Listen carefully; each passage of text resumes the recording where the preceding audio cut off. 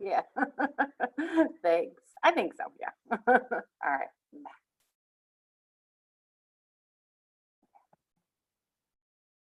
Day of the week there. Because if you're like me, you're struggling knowing what day of the week it actually is. So little information to get you started there. I am Andrea Schindelbauer Main. I'm the Personnel Services Manager for the Kentucky League of Cities, and I'm joined today by Courtney Risk-Straw, who is our Personnel Services Attorney. And first, I want to say, as always, we are honored to be here today and to help you in any way we can. So make sure that you contact us either by email or phone with any questions that you may have.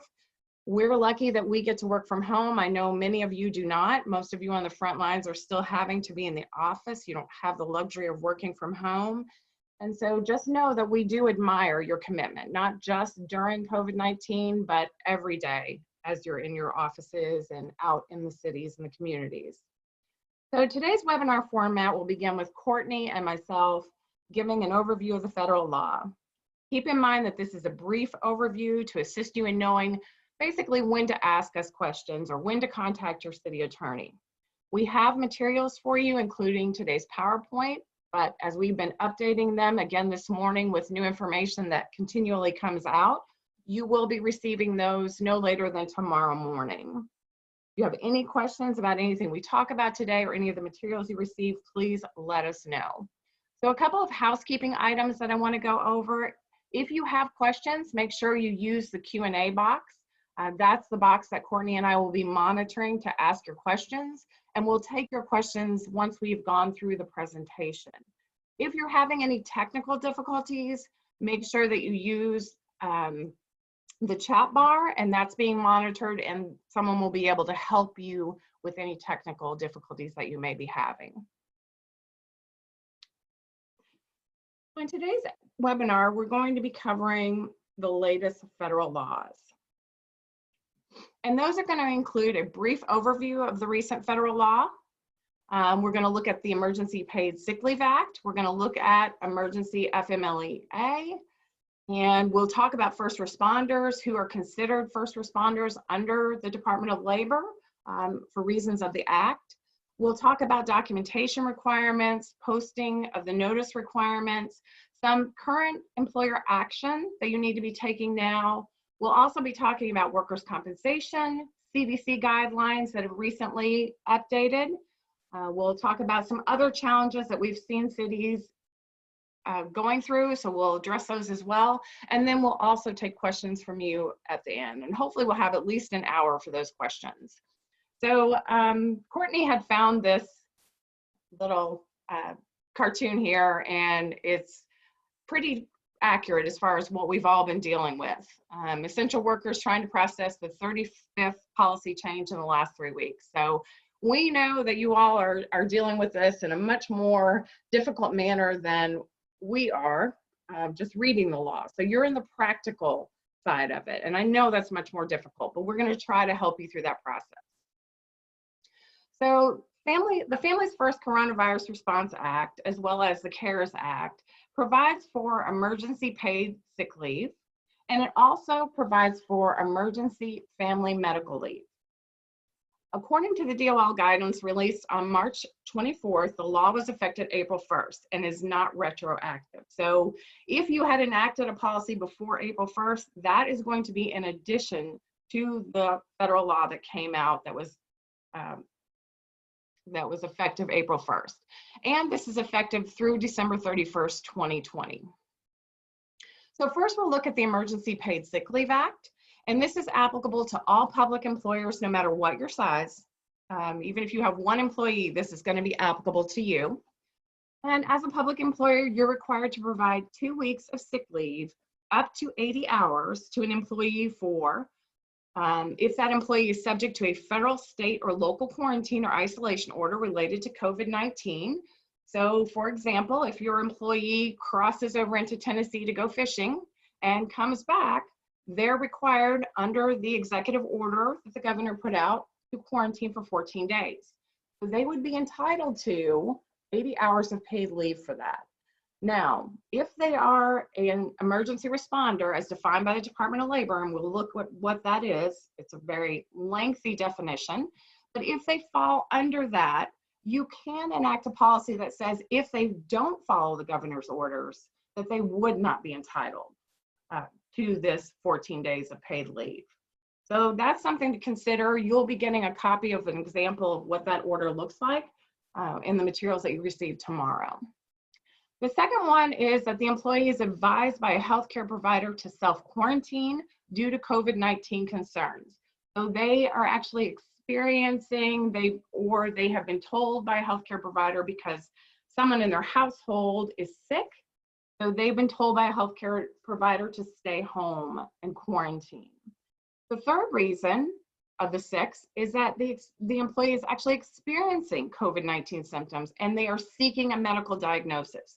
So I can't just call in and say, I have a fever of 104 and I'm coughing, I'm entitled to the emergency paid sick leave. I can't do that. I have to actually be seeking a medical diagnosis. So I have to be calling my doctor, I have to get a notice from my doctor, some kind of notification. I may even need to be tested if my healthcare provider decides that that's the route they want to go. So for any of these 3 requirements or these 3 issues that an employee might be dealing with, they're going to be entitled to, for a full-time employee, up to 80 hours in a 2-week period. So if I have an employee who is part-time or has an irregular schedule, say they're a seasonal employee, and they were supposed to be working during the summer mowing grass or something like that, I'm going to look at the number of hours they typically would have been scheduled to work in that 2-week period. How much pay would they receive? That is going to be based on their regular rate subject to the caps. And the caps for a full-time employee are going to be $500, or for any employees, are going to be $511 per day, up to a total of $5,110 over that 80-hour 2-week period. The next 3 reasons an employee might be able to take emergency paid sick leave are that they're caring for an individual subject to a federal, state, or local quarantine or isolation order, or advised by a healthcare provider to self-quarantine due to COVID-19. They're caring for an individual. You want to keep in mind, it's not just a family member, it's an individual, but the Department of Labor did come back with some guidance to help us understand that it's probably not going to be the person who lives across the street from us.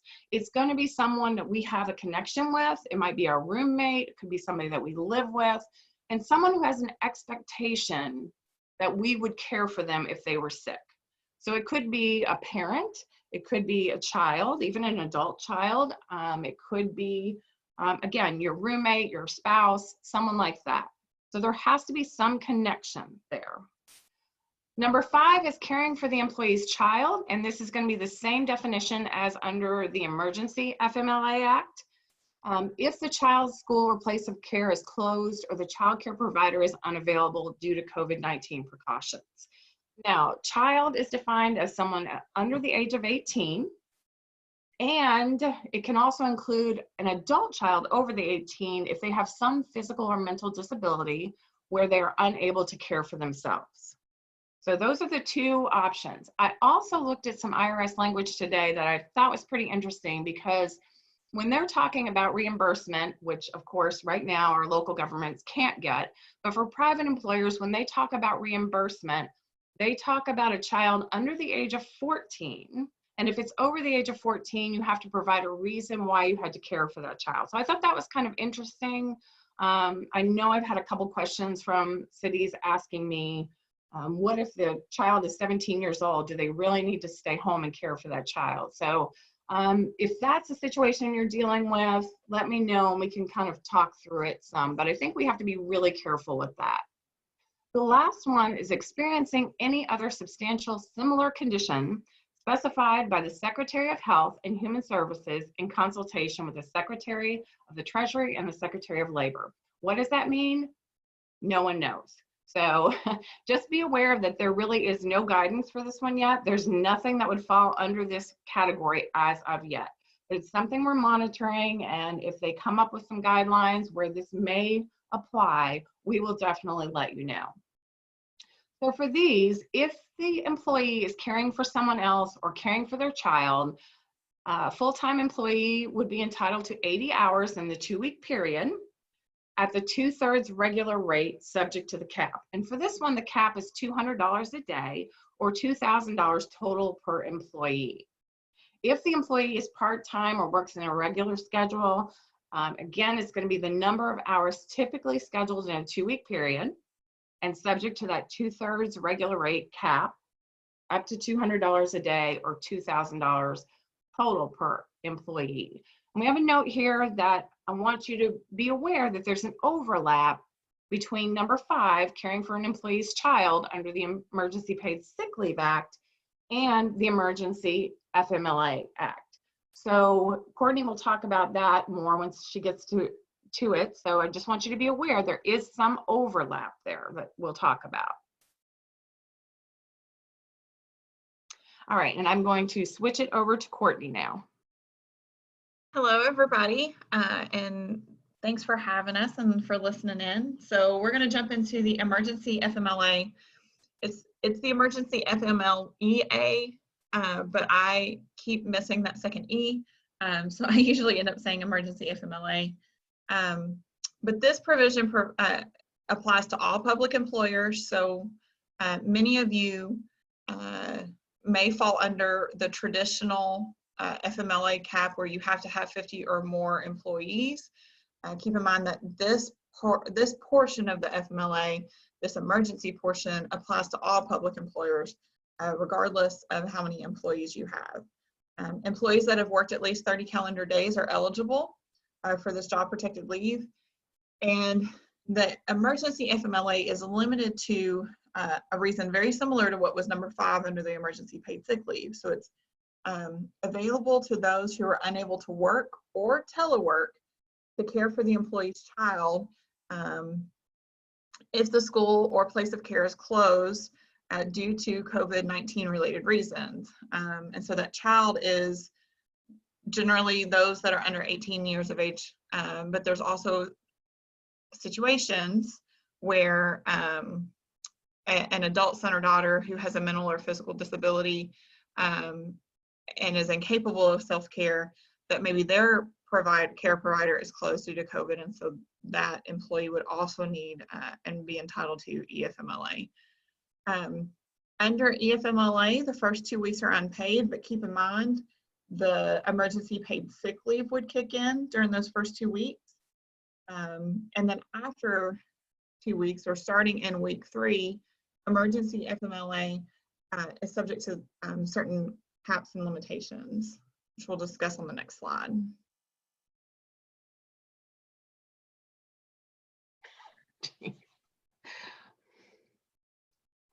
Sorry, Courtney.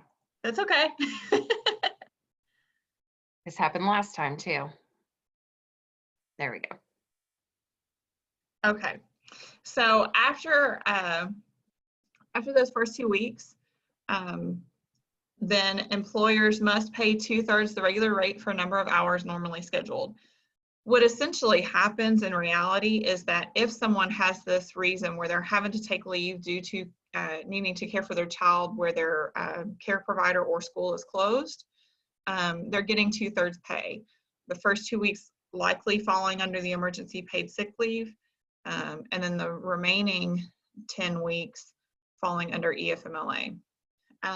The employer and the employee might agree to use existing paid time off to supplement. So typically like a vacation period or some sort of paid time off could be used to supplement to get them up to their normal earnings. Intermittent is allowed, again, if the employer and the employee can agree. Keep in mind though that the DOL encourages flexibility here and is encouraging employers and employees to work to find some solutions that make sense. I know that, you know, one way that we are handling it, because I have a little one, she's 3 and her daycare obviously is closed, and I co-parent. So I have her full-time 100% with me a couple of days a week, and then she's with her father other days during the week. And so those days that I have her where I'm 100% mom, you know, I've worked it out with Andrea with KLC to be flexible with that. And so I continue to telework and get all my hours in, but we're all being flexible and working around the situation that we've been given. So if you're able to be flexible, that's great. If not, then this leave is here to fill in those gaps. Keep in mind, there are some job restoration guidelines under the Emergency FMLA Act.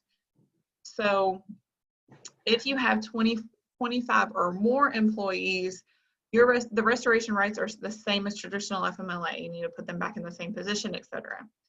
If you have 24 or less employees, you're generally excluded from the restoration requirements if the position no longer exists at the end of the leave, but you also must make reasonable attempts to return the employee to an equivalent position for up to a year following the leave. So that is a little bit different than traditional FMLA. So keep in mind, we're not at the end of this pandemic yet. We're not at this leave yet. So I'm sure these questions will come up later. Just keep in mind that there is a restoration component to this act. So the definition for first responders. There's language throughout the federal act allowing the employer to exclude healthcare providers and emergency responders. And so when the Department of Labor released guidance on March 29th, they finally kind of defined who these emergency responders are, and they're actually a little bit broader than we expected.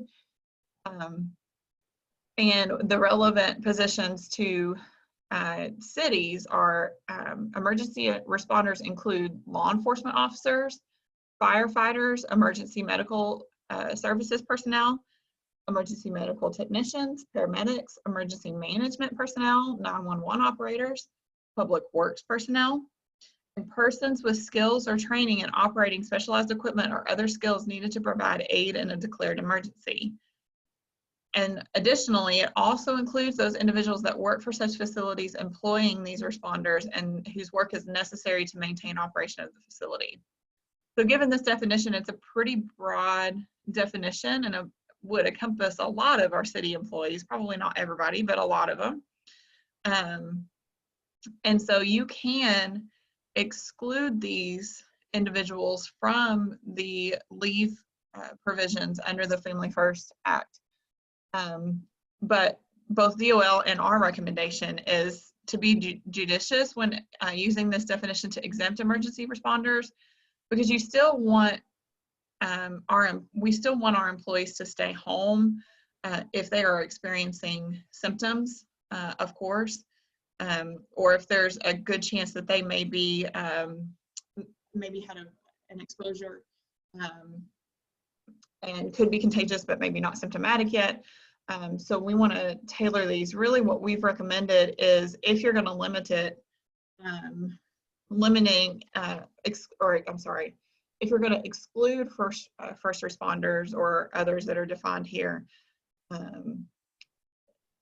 excluding them to the extent that some of the leave provisions related to maybe the care of another or care of a child, if you're needing to make sure that you have enough staff and that's where you kind of need to exclude and not provide this benefit, that's a possibility to look at. If you want to go ahead and go to the next slide, Andrea. We've touched on this. I just wanted to call attention to this, that there is language about excluding these emergency responders from emergency paid sick leave under reason number 1, which is if you're under an order to quarantine, then you would be eligible for the emergency paid sick leave. Our recommendation is to add language, which you will get when you get the handout, at least by tomorrow morning, to make it clear that if an emergency responder violates the Kentucky travel ban, that they are not eligible for that 2 weeks, just to kind of hopefully diminish employees taking advantage of getting 2 weeks off with pay because they decided to violate the travel ban. So that language will be available in the sample order, and if you have questions about that, let us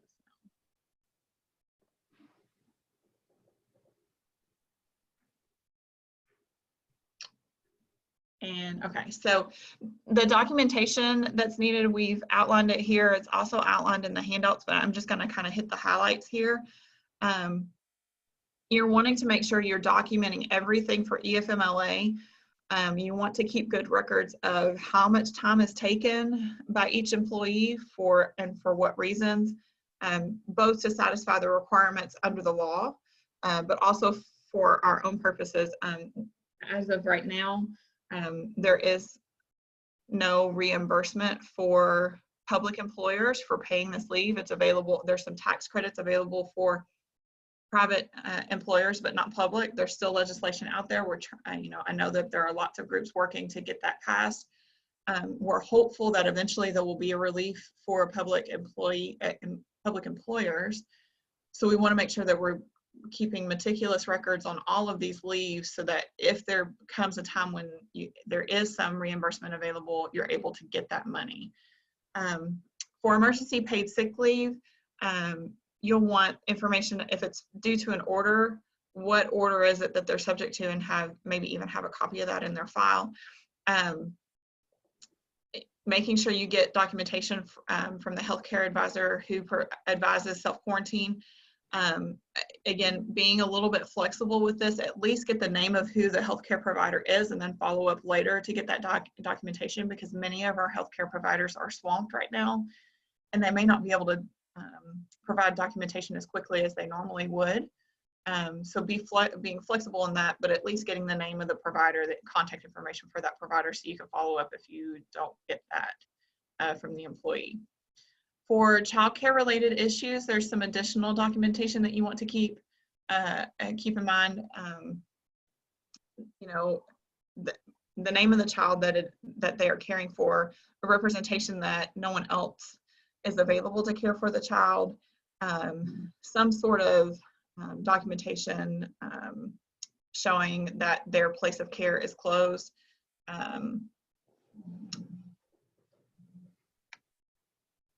And then keep in mind, as always, any medical documentation must be kept confidential.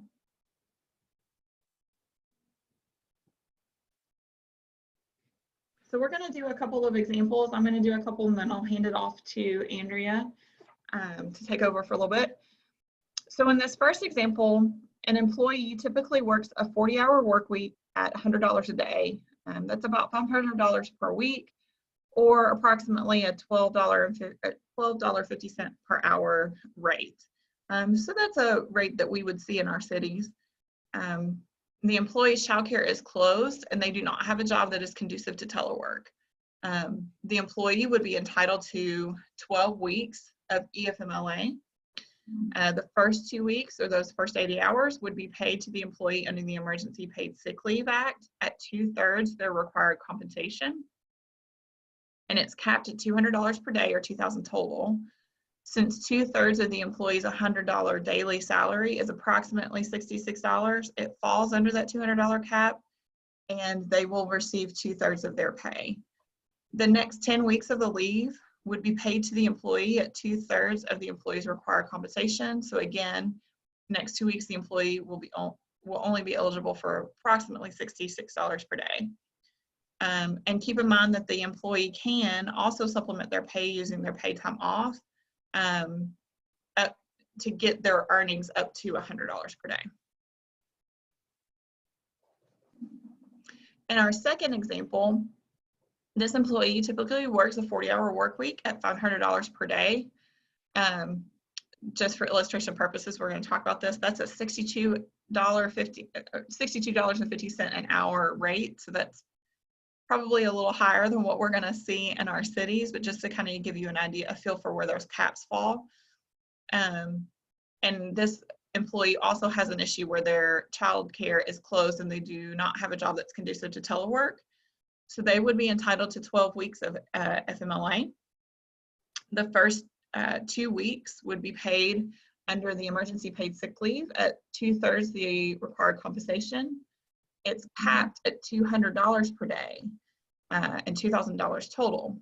So since 2/3 of their $500 daily salary is $333, they would only receive the cap of $200. So they would they would be paid $200 per day for those first 2 weeks. The next 10 weeks would be the same because, again, remember the EFMLA pay starting the 3rd week is calculated the same way, the 2/3. So again, the same amount. But the employee can also supplement their pay using their earned paid time off up to their normal salary of $500 per day. And now I'm going to hand it over to Andrea.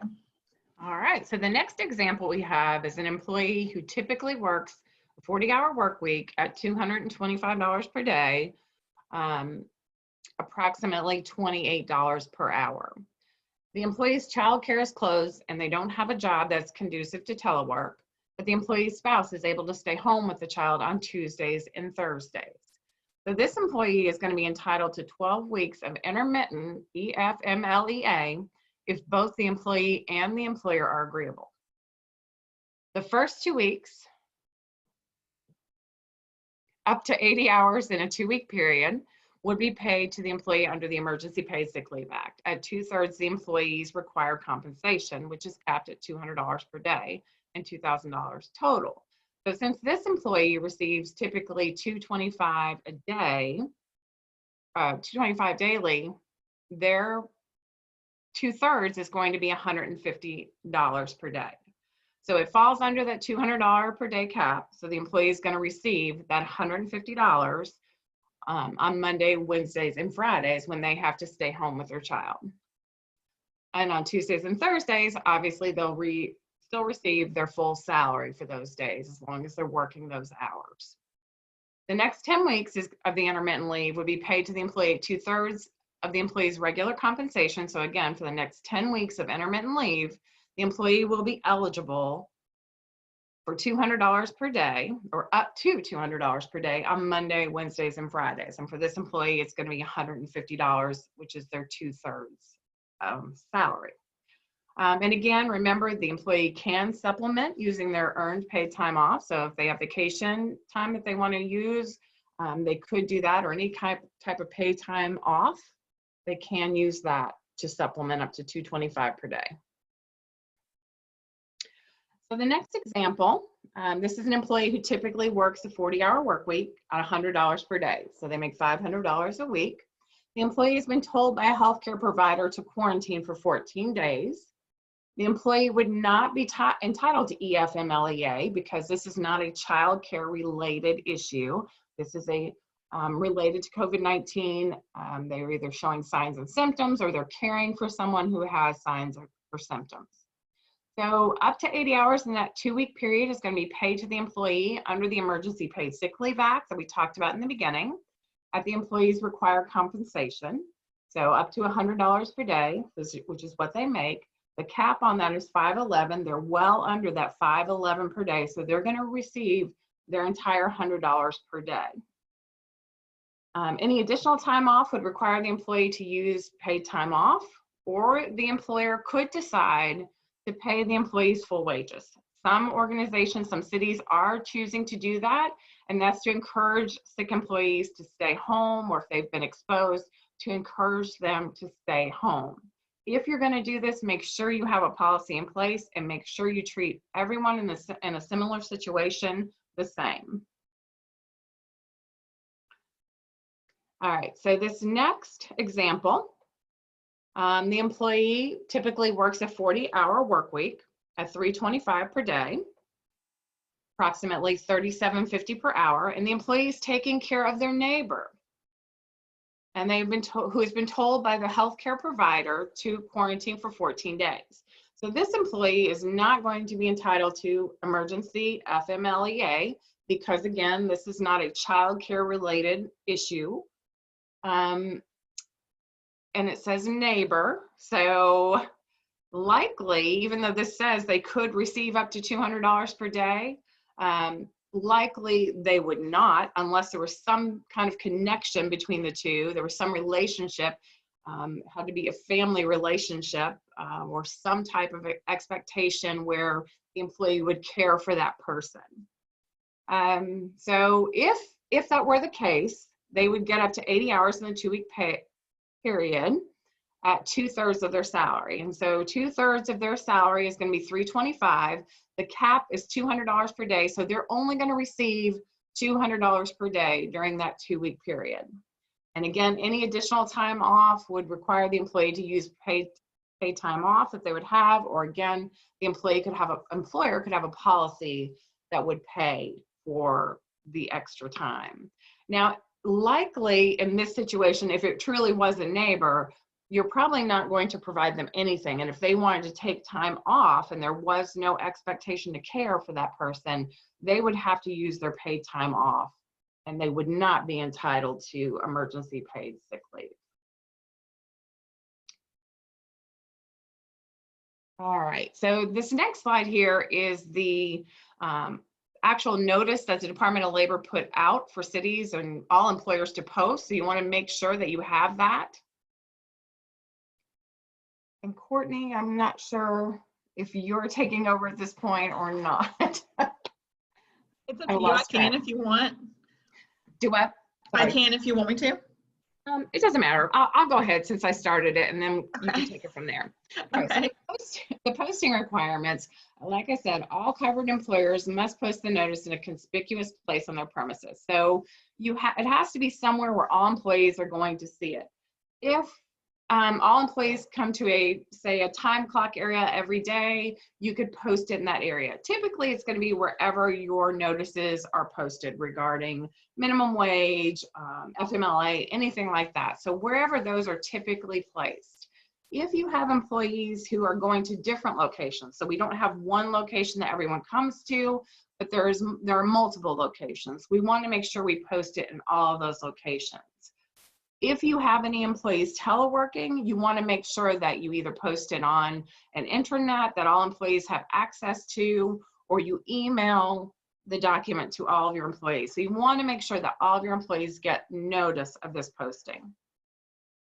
You also have to provide it to any new hires in addition to all of your current employees. So if you hire someone during this process, you want to make sure that you get them a copy of this.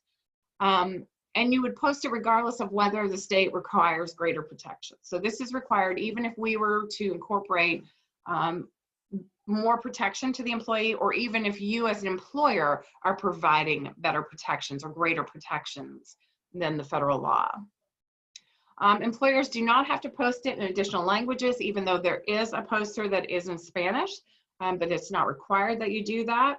And you also want to make sure that you share the poster with recently laid off employees, or you don't have to share the poster with any recently laid off employees, as they're not going to be subject to the act. And also you don't have to provide it to any job applicants, only new hires and current employees. All right, Courtney, I'm going to turn it over to you now. Okay, so let's talk a little bit about some required employer action at this point as it relates to the new federal leave laws. Again, making sure that you're posting those required notices or distributing them if you need to do so electronically. Consider creating policies, forms, and documents so that you are able to implement the act. And again, as part of the handout that you'll receive following this, we'll have some examples of that. Also keep in mind making sure that you're remaining flexible, teleworking and allowing teleworking as much as possible. Being flexible if your employees need to work at unconventional times. Maybe they are caring for a child and they may have to work really early in the morning or late at night to be able to get their hours in, but if they're working, then that's the most important thing. And again, just overall being flexible with everyone and understanding that this is a difficult environment to work in, and we're all kind of figuring this out as we go. Make sure that you're training your HR and payroll employees on the eligibility under the Act and what requirements there are for compensation. Keep in mind too, if you have teleworking in place, make sure that employees are paid for all hours worked. So we have some sample teleworking policies, and we also have some sample making, outside of working normal hours, making sure those non-exempt employees, those hourly employees are tracking anything that's above a de minimis, kind of glancing at the phone. Anything more than that, we want to make sure we're paying them for all their hours worked. Ensure supervisors understand that they cannot retaliate or discriminate against employees who take leave under these provisions. Again, informing employees of the leave notice and the documentation requirements. Continuing to evaluate and reevaluate the ability for employees to telework, what's working, what's not, and kind of keeping on top of that. Continue to monitor federal, state, and local action on leave laws related to COVID. Really for you all, if you just continue to kind of monitor our resources page, where we are updating that routinely. And there are record keeping requirements that's 4 years. Whether you approve or deny the leave, you want to keep that for 4 years.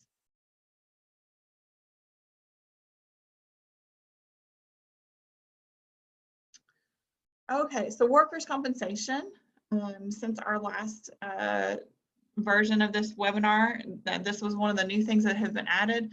So on April 9th, there was an executive order that created a presumption of occupational exposure for first responders, and that's defined as law enforcement, EMS, and fire departments. There are a handful of other categories of employees that were included in this order, but more than likely they are not city employees. They included things like rape crisis counselors, those sorts of things. What it means is that if you have an employee who gets sick with COVID-19 and they fall into the law enforcement, EMS, or fire department category, that their job description falls under that, it is presumed that their COVID was contracted on the job, and they are eligible for TTD payments from day one. So they have waived the requirement for waiting that 7 days, and TTD payments are paid from day one. Keep in mind that they don't receive sick leave benefits if they're receiving workers' comp payments, which includes emergency paid sick leave. The flip of that is, which we'll talk about on the next slide, there is some guidance that says your TTD payments will be offset by any sick leave paid. So we'll touch on that in the next slide. Keep in mind that just because there is now this presumption of occupational exposure, the city / the carrier can still dispute occupational exposure later on when you get to the litigation phase of this. You know, maybe facts come out that the employee's spouse tested positive first. Then you may have a case, and there may be a decision to dispute that depending on lots of other facts involved in the case. So this does not bar the ability for you all to challenge the occupational exposure piece of that. So thinking about the interplay between workers' comp and emergency paid sick leave, I think initially there was a lot of hesitation for cities. You know, we talked about at the beginning where you can exclude emergency responders from the emergency paid sick leave, but we heard from a lot of cities that you didn't want to leave your first responders who are out there on the front line doing a lot of this work and taking on that risk. You didn't want to really leave them out in the cold. Now that this executive order is out there where they get TTD for COVID illness from day one, that may alter your decision. And I've lost the PowerPoint, there it is. That may alter your decision. So again, you may want to carve out certain pieces and exclude emergency responders from certain aspects of emergency paid sick leave and not others, and that's appropriate. You just want to do that in writing and make sure that you have a local order spelling out any kind of exclusion that you want to include. If you don't exclude your emergency responders and you're still going to continue to give them emergency paid sick leave, TTD payments will likely be offset by those payments as addressed in the Department of Workers Claims guidance that was released. It's linked in the PowerPoint, so you'll have that available when you get the materials. Their language was a little unclear, but it's paragraph 3 of that, and it will address that offset issue. Work with your city attorney to review the DWC guidance because it isn't binding, and the executive order and determine what the best approach is for your city. Okay, so CDC guidelines have, there are some changes that have occurred over the last few weeks, and we anticipate more changes as we progress and hopefully in the near future start thinking about returning to work or returning to some sort of new normal. Currently, as things stand right now, and given the posture of the governor and how things are being handled in Kentucky, KLC currently recommends abiding by the general community spread guidelines, as well as the directives from state and local authorities for quarantine and isolation decisions. So that's the typical, that's what we've all been hearing for the last several weeks. Isolating at home for 14 days after exposure to an individual with COVID. And that can be someone who has a lab confirmed test, or it could be someone that has a clinically compatible illness where there's widespread community transmission. Keep in mind, CDC, as of at least a day or so ago, I did not check this morning, Kentucky's community transmission status is currently in an unknown status by the CDC. So we'll have to monitor that as we go forward. The time frame for having contact with an individual includes the period of time 48 hours before the individual became symptomatic. So if I were to, for some reason, be in the office and I had contact with a coworker on Monday, and on Tuesday I started showing symptoms, I would have been in contact with there's potential contact with those individuals I saw on Monday, because that's within the 48 hours before I became symptomatic. So that's the general community spread guidelines. I do want to note another one on the next slide.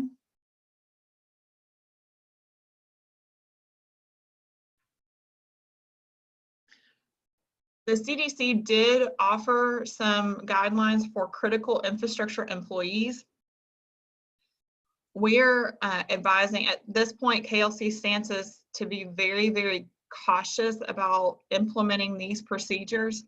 It is currently not our recommendation to use these because of the additional risk to exposing other coworkers. But this is an option to consider with your city attorneys, with your leaders. The CDC has said that critical infrastructure employees can continue to work after a potential exposure as long as they remain asymptomatic. So if they're showing no symptoms, they could continue to work. So these employees include law enforcement, 911 operators, janitorial staff, and quote, government facility workers. So that's a pretty broad definition. It's probably going to encompass a lot of city employees. The potential exposure under this policy is defined a little bit differently than the general guidelines, and that's why we have some hesitation about recommending doing this at this point. But under this, a potential exposure is a household exposure or close contact with someone with confirmed or suspected COVID. And again, it has that 48-hour time period prior to being symptomatic. So essentially what this says is that it's possible that an individual has come in close contact with a known case and they could continue to work if they follow certain guidelines. These guidelines require pre-screening when they come to work, taking temperatures, regularly monitoring it, making sure that those employees who have had that close contact and are still asymptomatic are wearing a mask to be able to protect other employees, maintaining social distancing, and disinfecting working spaces. Again, we're very hesitant to recommend this because of the increased risk of infecting other coworkers, especially if the cleaning and masking procedures are not followed, or if they're not followed correctly. This is an option if a city gets to a place where everyone has been exposed to someone and you've got to be able to provide the services to your city. So there are possibilities where this may be a last resort, and they are there. These CDC guidelines do not actually require following every single step. So it loosens up the liability piece of it, but we would absolutely recommend requiring implementation of every one of these guidelines, including the disinfecting of workspaces and the wearing of a mask.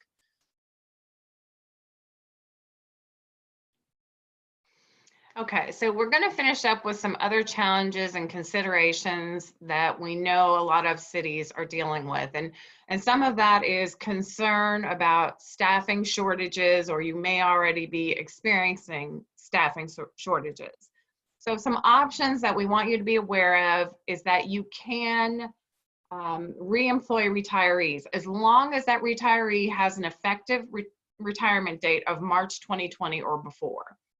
And there's information on our website as to exactly how this works, as well as a fax number where you can send questions straight to the Kentucky Retirement System and ask them, anything specific. And that's that line is specifically for reemployment of retirees during the COVID-19 situation. So that's an option for you. You still can't have a prearranged agreement. You need to keep a list of all of the employees that you hire under this provision. And then that list and other requirements will have to be turned in at the end of the state of emergency. So if you're going to do this, just be sure that you are well aware of all the requirements that you have to maintain and have to turn in at the end of the state of emergency. Also, under KRS 95.022, you still have the option to hire police officers for under a 1-year agreement. So this is the same as we've had for several years now. So that is also still an option. And also keep in mind with the reemployment of retirees, if you're not doing it, if it's not a police officer and you're not doing it under 95.022, you're still going to have to pay into the retirement system. You may still have to reimburse for health insurance that the state provides them. So all of those things will still apply. So keep that in mind. And if you have questions, again, contact us. We have lots of information on our website and we're happy to help you with that.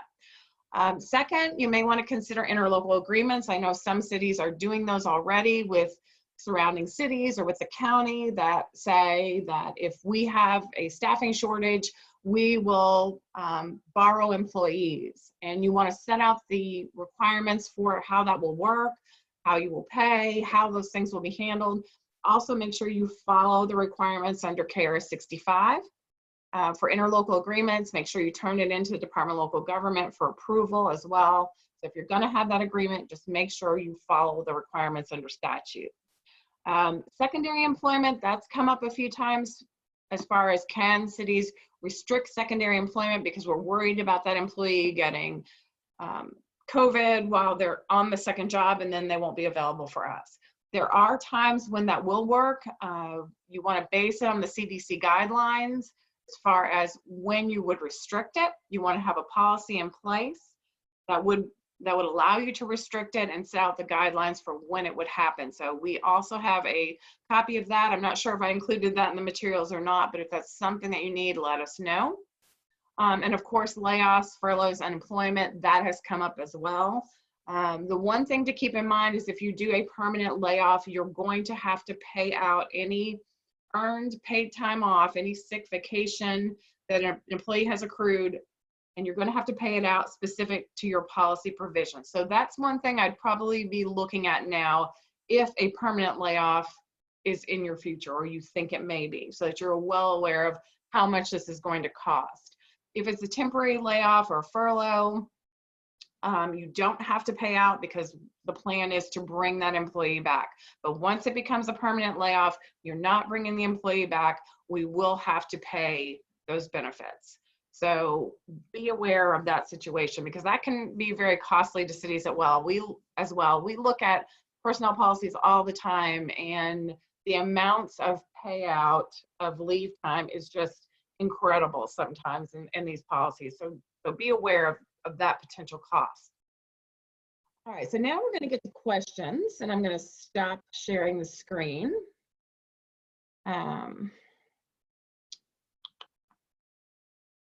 So there we are. All right, so let's look at some questions here. We've got a few. that have come in. And again, if you have questions, make sure and go through the Q&A box, because we are not checking the chat box. We're only checking this Q&A box. The first one we have is we have several employees that have family members in their home that are immunosuppressed, transplants, cancer, elderly with health conditions, and healthcare providers have recommended the employees self-isolate so as not to compromise the patient. Does this qualify for any leave? And yes, if they have documentation from a healthcare provider telling them to quarantine, so we have to have that documentation, they would be entitled to emergency paid sick leave up to 80 hours. Now, since it's not the employee that's sick, they would be entitled to up to 2/3 of their pay, up to $200 or up to $500 a day. Yes, right. 200. Okay. All right. See, I'm glad Courtney's here with me today. So they would be entitled to that. So they would be entitled to emergency paid sick leave. Now, after the 2-week period, after that 80 hours, they would not be entitled to anything. They could use their own time off, or the city could make a determination to pay them, but they would not be required to do that. So if that's something, that you're dealing with, let us know. We're happy to walk you through that scenario. Courtney, I'll let you take the next one. Are you looking at them, or you want me to read them? I'm good. I'm looking at them. So the next one is similar. So, but there's a little twist to it. So a first responder has a letter from a doctor that due to a pre-existing condition, they should not work during the pandemic. Where do they fall? So this is similar. They would also be eligible for emergency paid sick leave, but because it is a healthcare provider telling that employee that they should not work, it would be one of those first three reasons. I think it's reason number 2. So it would be their full pay up to the $511 per day for the 2 weeks. If they're full time, that's up to 80 hours. And keep in mind that after that 2 weeks is over, after the emergency paid sick leave, that would go into their own leave to be able to continue to be off. There are also some provisions under the expanded unemployment benefits, where if someone has something like this, and they feel like it's necessary for them to quit their job because of some sort of health condition, they may be entitled to unemployment benefits. So it's possible that they could quit based on this reasonable belief, based on their healthcare provider's guidance, and still be eligible for unemployment benefits. So keep that in mind, that that's a possibility as well. You want to take the next one? Sure.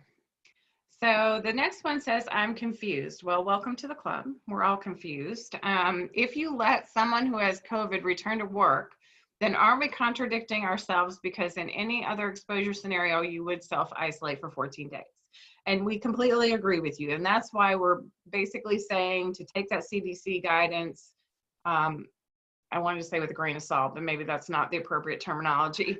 But talk it over with your city attorney before you allow someone who's potentially been exposed to come back into the workplace. And if you do, make sure you follow all those guidelines that Courtney went over, the masks, the cleaning of the workplace, the disinfecting, the keeping the 6 feet distance. That's extremely important that we follow all the guidance that they provide. So if you're going to allow it, we have to provide that CDC guidance. But if at all possible, I would not have the employee back in the workplace. And keep in mind too, even that expansion for those critical infrastructure employees, it is only if they are asymptomatic. So if they are showing any signs of COVID, they still need to go home and stay at home until they are not symptomatic, according to the guidelines that we've seen the whole time. Okay, so the next question is, what if an employee says they don't feel comfortable working in their job, they aren't essential, and they work part-time? Do they qualify? So a general feeling of being uncomfortable is not enough to qualify for the federal leave. If they have a reasonable basis for it, maybe it falls within one of the unemployment pieces. So if they were to quit their job because of that, they may be able to get unemployment benefits based on that. However, it is clear in the guidance that has come out related to the unemployment that yes, the unemployment is intended to be much broader than normal, and yes, they are making lots of exceptions. But if a city is providing telework or making accommodations or providing for social distancing or doing all the necessary things under the CDC guidelines, then they're going to take that into consideration. And if you wanted to dispute their claim for unemployment, you could. The other piece is if they don't feel comfortable and they have a reason to feel uncomfortable because of an underlying condition, have them go get something from their healthcare provider advising them whether or not it's appropriate for them to keep working. Not every underlying condition is something that's going to trigger or be considered a comorbidity. Most of what the CDC has said is those, immunosuppressed, cancer patients, those sorts of things, as well as conditions related to the lungs. So there's a list of the CDC, and it has been updated as it's gone along, but there are certain conditions, not just every chronic condition, that makes them more vulnerable. And if they fall in those categories, they can get documentation from their healthcare provider and then get that emergency paid sick leave for those 2 weeks. Okay, so the next question we have is, are cities required to post these paid sick leave and emergency FMLA in the workplace, or can the mayor or other leader decide not to do so? Also, are they required to comply with it for an employee who does not have childcare, or can the leaders decide not to allow? So I'm going to take these both separately. So it sounds like to me the question is, I'm not really sure if the question is we have to post the notice or do we have to comply with both of these laws? And the answer to compliance is yes, you have to comply. All public employers have to comply. You have to provide the emergency paid sick leave and the Emergency Family Medical Leave Expansion Act. Both of those acts apply to every single city. There's no option for this. Now you can provide more than what the acts allow, but you cannot provide less.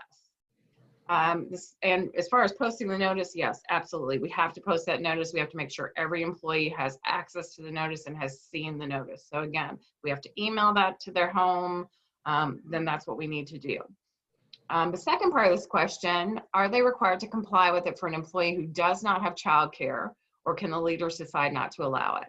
If the employee doesn't have childcare, the child is either under the age of 18 or the child is over 18 and has a mental physical disability that the parent has to take care of that child. That child can't, even as an adult, cannot take care of themselves.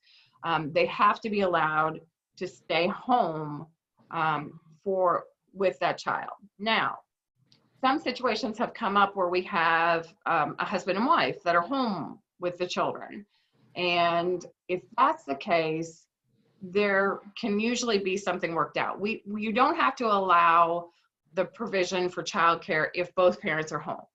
Again, like the example we gave talked about the intermittent childcare. So maybe they can work out a schedule to where one of them takes care of the children on these days or these afternoons or whatever it is, and the rest of the time you're working. So, I think each one of these, we're going to have to look at them on a case-by-case basis. If there's no one else available to help them take care of the child, then yes, you have no choice but to provide that child care. So if that doesn't answer your question, let me know, call me, email me, and I'm happy to go through it with you again.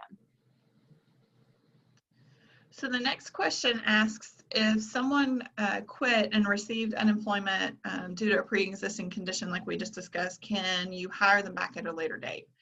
And I don't see any issue with hiring them back at a later date.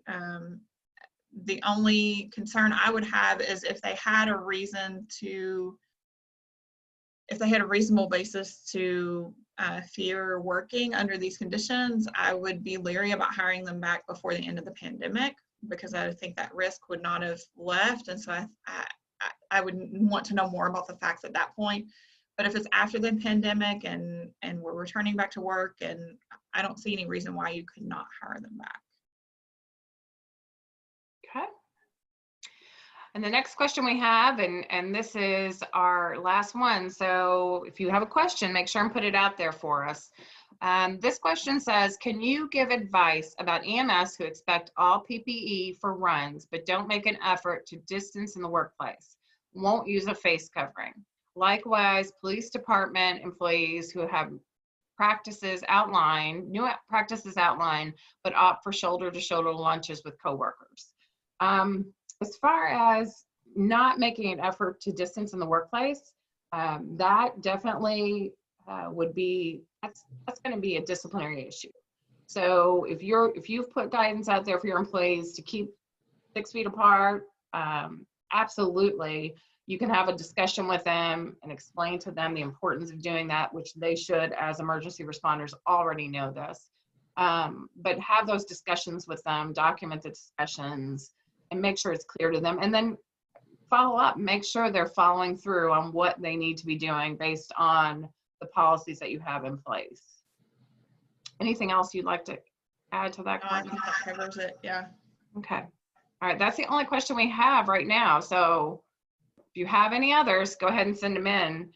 Courtney, can you think of anything that maybe we haven't talked about that maybe we should talk about? I'm trying to think. I feel like we've covered a lot today. We really have. So I am kind of anticipating you all thinking about this and then coming back with additional questions later, and that's totally okay. I'm trying to think. And one thing about, I know right now we've already talked about there's no reimbursement for cities. Now there may be some things that you can get reimbursement wise through FEMA. So make sure you're keeping documentation as you would for any other FEMA related disaster that you'd be dealing with. So pay attention to that, make sure you're keeping it. And I would keep the documentation just as they're requiring for those public or private employers who can be reimbursed, because we are certainly still very hopeful that we're going to get some type of reimbursement. And hopefully in the near future that we'll be getting something. I know that, the parties are talking about it. There's lots of discussion about it. So be very cognizant of keeping that so that if there is a reimbursement available at some point, that you have that documentation and you can get reimbursed. All right, so we have another question here. I'll take the next okay, one. that's, yeah. So the next one we have is that there's an employee that doesn't want to take sick leave. They would rather draw unemployment, but the city would rather that they work. So this is a fun one because I know that there's been a concern in some cities that with the additional federal unemployment that's being provided, that $600 a week above the general benefit, that some employees may even stand to make more that way. If you have work for them to do, you are not laying them off, and you're able to make any accommodations that are actually necessary, social distancing, any of that, then they can't elect to take unemployment instead of this. So the reasons that they can quit and get unemployment are limited. Again, some reasonable basis for fearing working under the conditions during the pandemic because some sort of serious underlying health condition, some of those things would maybe support unemployment if they were to quit. Otherwise, it's going to have to be a situation where you are laying them off either because of lack of revenue or lack of work. So even if they would want, or if they prefer the unemployment, that's not necessarily it's not their choice to make. If you're willing, if you have the work, you're able to keep them employed. You can always, if they do quit and they try to draw unemployment and they don't have a reason, you could choose to dispute that. So you can work with your city attorney to dispute that. And keep in mind, have conversations with your employees. If this is someone that receives benefits through the city, those benefits will cease. They won't be getting retirement paid into their account, so they're losing any credit that they would have otherwise gotten. Those are things that you're not going to get if you're on the unemployment as well. So having a good conversation with employees to understand that can be helpful. Okay, the next one I think basically is a comment. The revised CDC return for essentials really threw some of us. Glad you addressed it. Many of us will need to revisit, and no doubt you will. And I'm sure you're going to have questions once you do. And that's why we're here. So if anything comes up that you need, you know, if you need any kind of help with that, let us know. I mean, again, we're very leery of their guidance. If someone's been exposed, I would be really concerned about bringing them back because they could wipe out an entire department. Especially, you know, an example I'm thinking of the police department, fire, public works, any of those emergency responders as defined by the Department of Labor.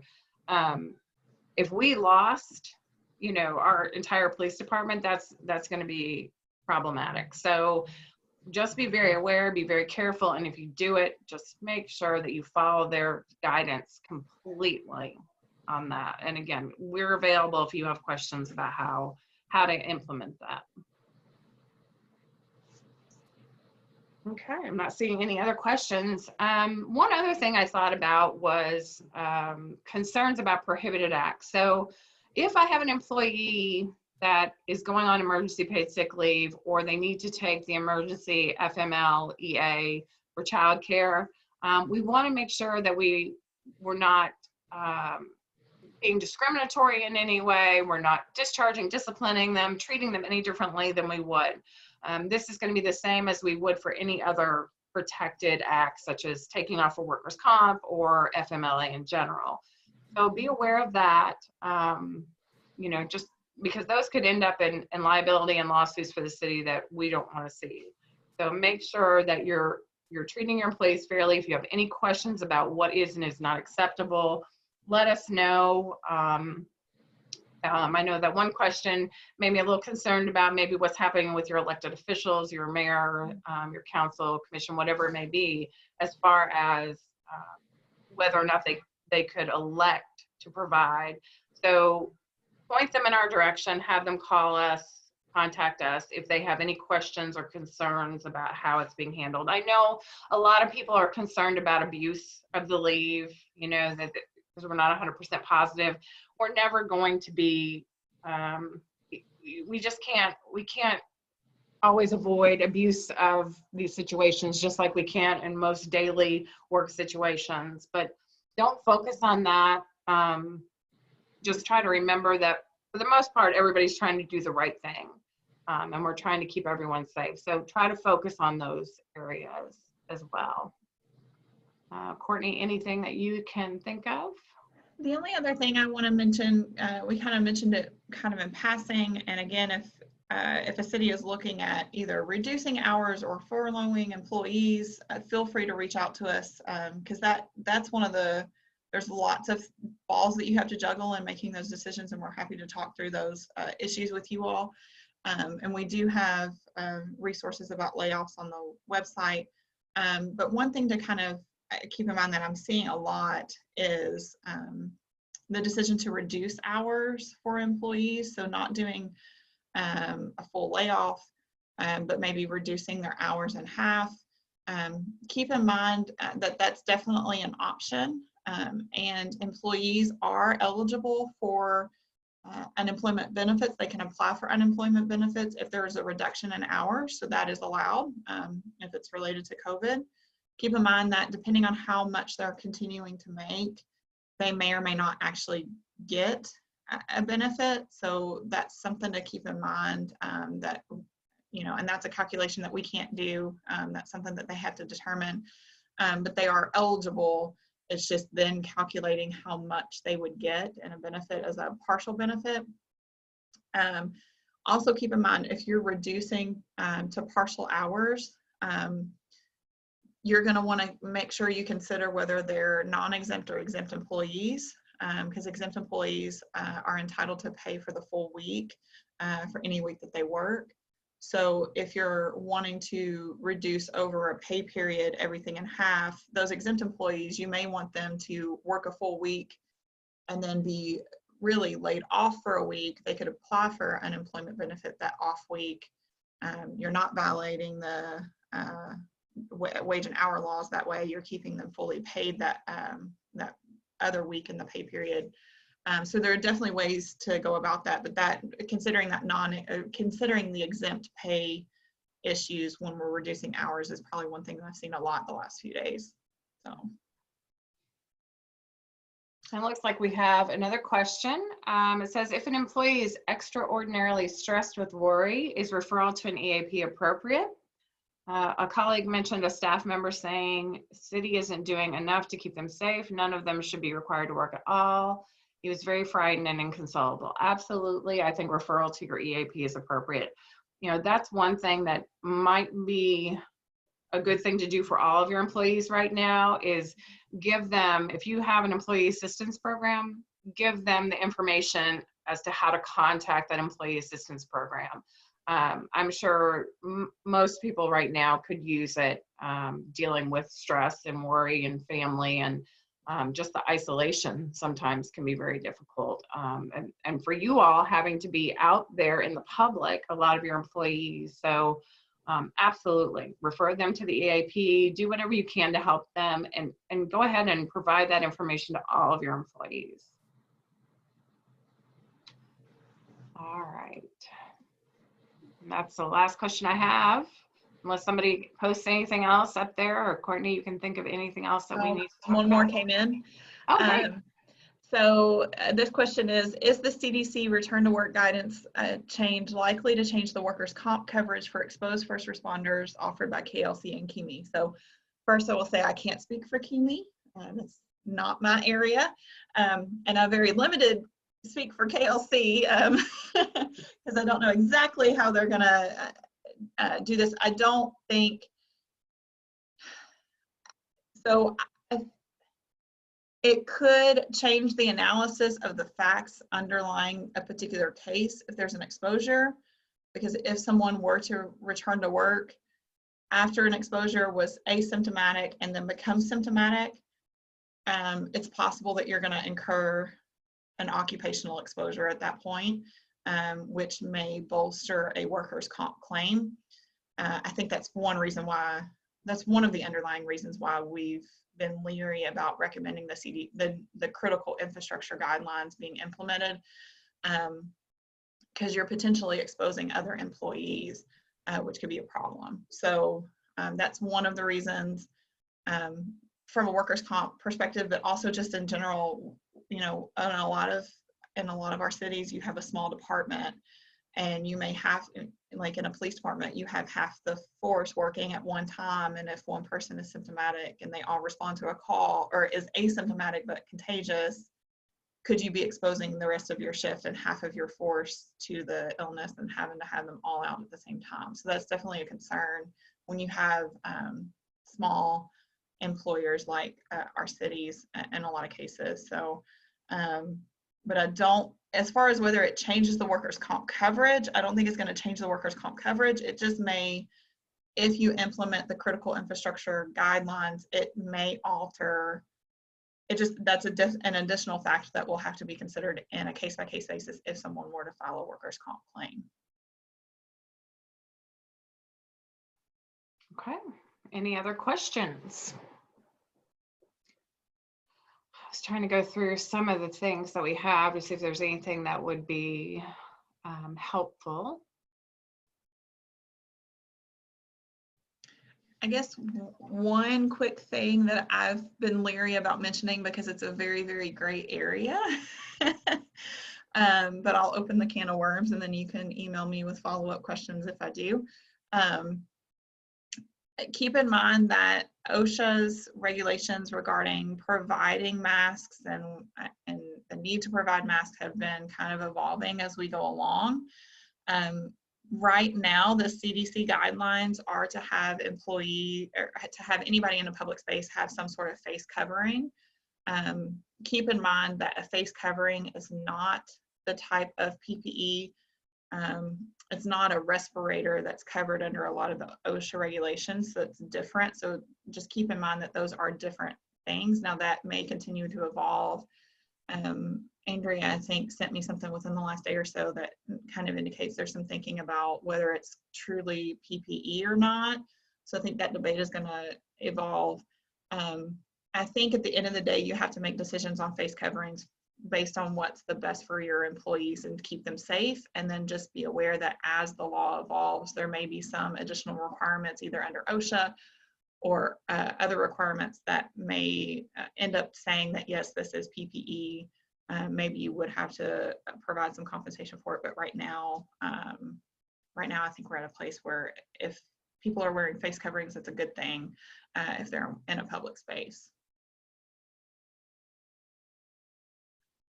Okay, I'm not seeing any other questions. And I can't think of anything else that we want that we haven't covered. So again, you'll be getting all of the materials tomorrow that we've talked about today. If you have questions, once you get them, you know how to reach us. You can call us, you can email us. Even though we're working from home, our phones are forwarded to our cell phones, so we're always available. And I know many of you probably already have my cell phone number, so feel free to contact me or Courtney at any time regarding any of these issues. And unless I get any other questions, I guess we can go ahead and close.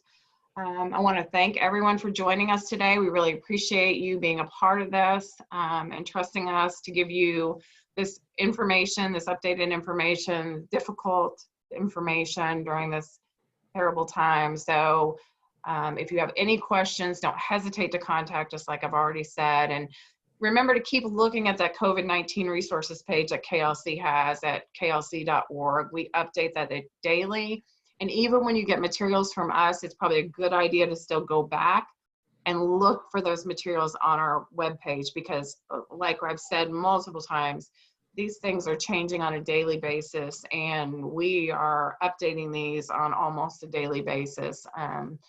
Carrie Johnson, who updates our website, if she doesn't hear from us in a day, she's contacting us. So, check the website for any new materials. And we're going to be doing several sessions, Courtney and I, with HR professionals, where we will have a forum where we can all see each other and we can all talk together and talk about some of the issues that you all are dealing with, and handle some of these questions that you have specific to COVID-19 and how we're dealing with these things on a daily basis. So the first one we have scheduled is next week, the 23rd. I'm not sure how many people have signed up yet. I know it's limited, I think, to 30 people. So, but we will be doing more of those. So go ahead and sign up if there's availability. If there isn't, just keep watching that, because we will be doing more of those. So we will have those. I think those are going to be a great resource for you all to exchange ideas and talk about things. It really is more, if you have questions, Courtney and I will be there to answer them, but we really want you to exchange ideas and help each other and talk about what you all are doing as far as practical pieces of this.